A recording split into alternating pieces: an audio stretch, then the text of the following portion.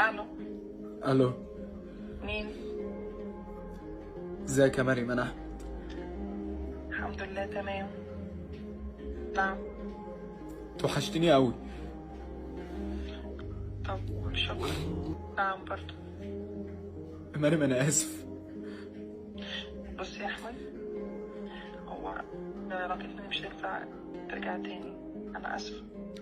انا غلطان والله العظيم انا ما عارف اعيش من غيرك. افهمني يا احمد،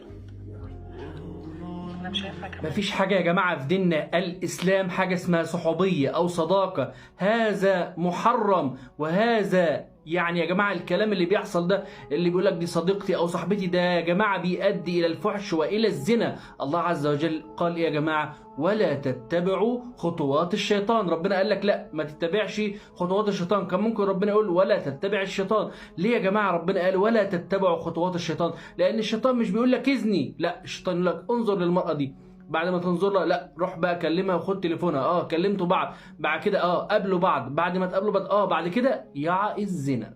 يا جماعه الكلام بين الولد والبنت هذا حرام. كل ما بتقعدوا تتكلموا بعض انتوا بتاخدوا سيئات، هذا محرم. الشاب اللي طالع وزعلان وعمال يعيط ان البنت سابته، انتوا اصلا بتعملوا كلام كله حرام. ينفع انت اصلا تكلمها في التليفون ليه؟ ولا تاخد رقمها ليه؟ ويا جماعه والله الواحد يا جماعه بيشوف حاجات غريبه، الله المستعان يعني. الله المستعان. الناس يا جماعه مش عارفه دينها، مش عارفه ايه الصح وايه الغلط، والاب والام مش مربين اولادهم، مش قايلين لهم ان ده غلط وده صح. ده واحد راح للنبي صلى الله عليه وسلم، قال النبي صلى الله عليه وسلم يا رسول الله ائذن لي في الزنا، يا رسول الله انا عايز ازني. فقال له النبي صلى الله عليه وسلم اترضاه لامك؟ اترضاه لاختك؟ اترضاه لخالتك؟ قال له لا يا رسول الله. فانت يا حبيب قلبي اللي بتكلم بنت، انت ترضاها ان اختك تكلم حد؟ ترضى ان اختك تكلم؟ مش هترضى والله. تقول لا اختي ما حدش يكلمها. طب انت بتكلم ليه بنات الناس؟ تعرفش ان ده حرام؟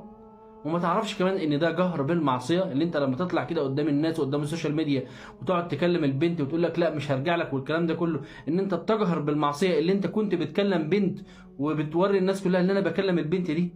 فيا جماعه الصداقه بين الولد والبنت محرمه شرعا، وتؤدي الى الفاحشه وتؤدي الى الزنا. كل علاقه ابتدت بمكالمه وكلام باحترام، تقول له لا يا شيخ ده اللي بكلمها باحترام مش في نيتنا اي حاجه، بتنتهي بالزنا يا جماعه، لان دي خطوات الشيطان. فكل واحد بيكلم بنت اقطع علاقتك بيها، لان دي كمان هتسبب لك عدم البركه في الجواز بتاعك. ربنا يبارك فيكم يا جماعه، جزاكم الله كل خير، وربنا يهدي شباب المسلمين ويهدي بنات المسلمين.